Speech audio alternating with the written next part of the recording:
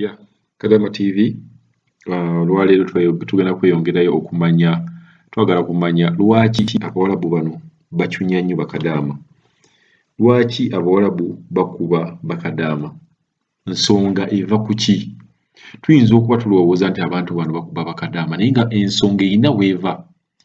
Mumbejja agenda kubeera ng'akunnyonnyola ye ensonga nga bw'agirabamu, akunnyonnyole babatunda batya. Mumbejja ali Jordan akubuulire bo babatunda batya. Jjukira Jordan tetulina embassy era abantu abagendayo in most cases bakusibwa bukukusibwa, naye mu kukusibwa kuno bwe butuuka eri babatunda butunzi nga nnyaanya.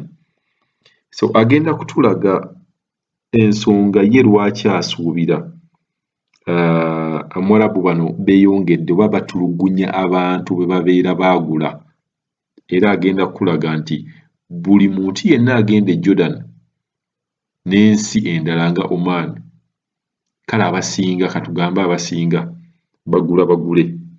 Yeah, halo Mumbejja, oli Kadama TV live.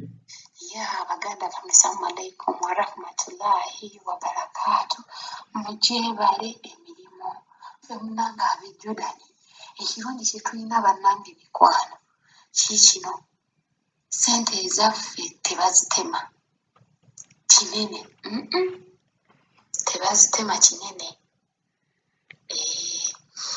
Ati ensonga enkulu endeese wano, njagala kwogera engeri gye batutundamu bakyala mwabali mu nnyumba nga babatulugunya, ng'otuula ne weebuuza naye lwaki boosi wange ancunya, lwaki ankalakata, lwaki ampisanga embwa. Munnange mulaba eyo ewaffe mu nsi yaffe ennungi y'amatawuta, kuba nze simanyi ensi yaffe ensi gisinga bulungi. Dubai baazimba naye ffe ewaffe ffe abasinga ensi ennungi, kuba buli kimu tukirina, weeza ntabike, ebyokulya kyekyo, buli kimu kyekyo.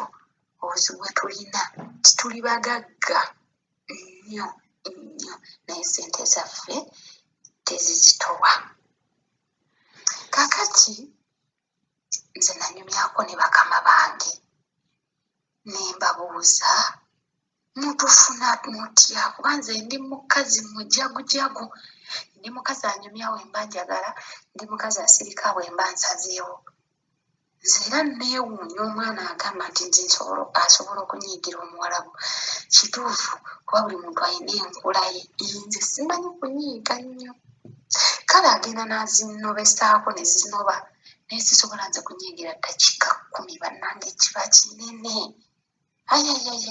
Mba ngenda kweyuzaayuzaamu nedde, kuba nze buli bwe nnyiiga ennyo nfuna ekintu ekiba kintuga mu bulabu.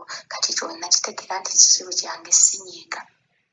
Bw'amala okunvuma n'ayomba nga mutunuulira bwenti, nga mulaba kiro ze, mutunuulira embeera ze, nga muleka nga bw'ali. Nga nze nziramu ku kyandeeta nga neekolera mirimu gyange ndaba mulabe. So buli bw'osiba obusungu kikuleetera ki? Obulwadde ku bwongo, otandika okwekyawa. Bannange nze banne sisobola kumalako olunaku nga sisese, kizibu. Obanga nsibidde mu kkomera nze nina okuseka, ekyo tteeka nina okuseka. Oba banyiiziza oba bakozi batya, nze nina okuseka, nina okunyumirwa obulamu bw'ensi eno. Kati bannange batutunda bwe bati. Mwenna nsuubire mumanyi ekigambo slave trade. Batutunda ffe tuli baddu. Mukama wange annyumiza bw'ati, aŋŋamba woofiisi gye yanjija e Uganda, wabeerayo woofiisi gye batujja. Nga ggwe bwe wandiba nti olina ettooke mu lusuku n'oliraba nga likuze, n'ogamba ettooke lyange njagala kulitunda n'okubirako Abaasi. Abaasi oyo n'akugamba ngenda kukuwa emitwalo 10. Emitwalo egyo 10 Abaasi ne mukkiriziganya nti ogenda kukola ki? Kugimuwa. N'Abaasi aba alina okunoonya akatale. Kakati ffe Uganda yeffe lusuku olulimu amatooke. Kati woofiisi z'e Uganda ziraba nga zirina amatooke g'okutunda nga zikuba eno mu nsi z'Abawarabu nti banne ninayo amatooke g'entunda. Ng'Omuwarabu amugamba gankubira ebifaananyi bye biri ebifaananyi bye batukuba bakyala bannange. Ebifaananyi ebyo ng'abikuba bulungi nnyo ng'abisindika. Kati bw'amala okubisindika ng'Omuwarabu agenda akoonamu nti bba Hajara Kasufa Atima Noowe Kurusuumu ani ng'amugamba abo benjagadde tulamuziganye ebbeeyi. Kasufa owulira Kasufa nga bamutunda miliyoni ze 2.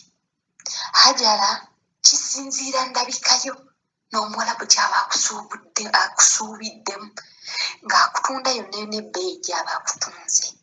Kati ffe tugenda okuva e Uganda bakyala, njagala kino mukitegeere, agenti aba yakukutte n'akutwala ku woofiisi y'e Uganda eba emusasudde.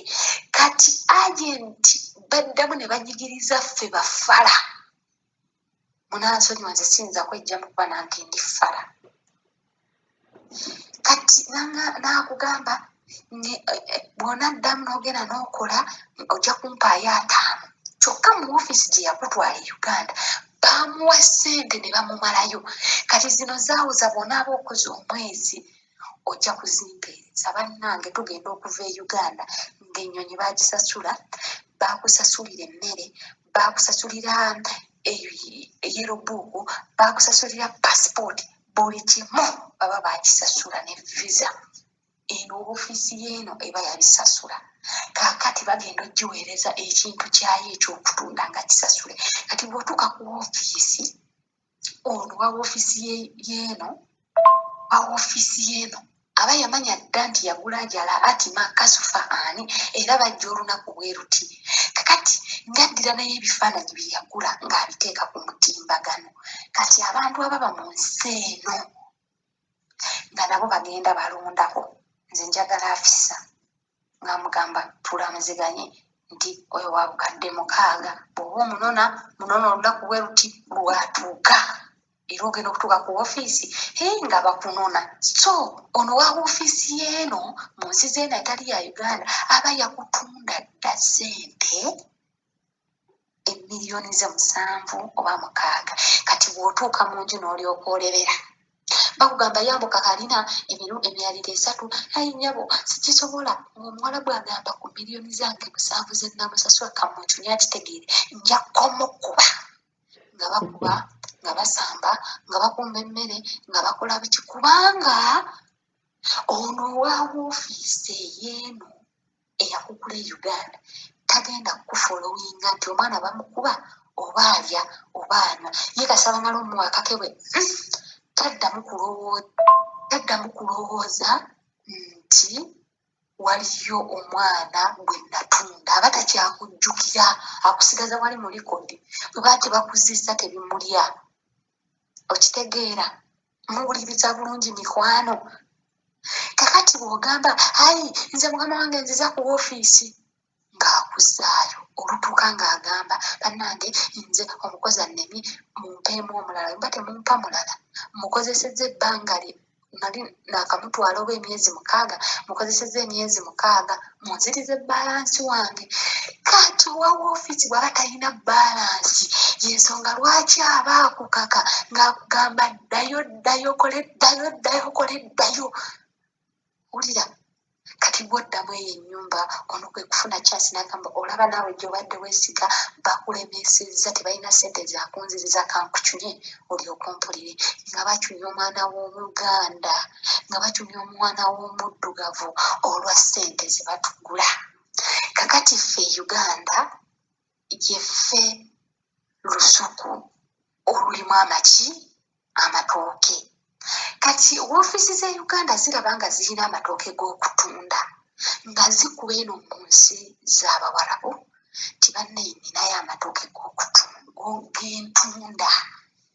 Ng'Omuwarabu amugamba gankubira ebifaananyi bye biri ebifaananyi bye batukuba bakyala bannange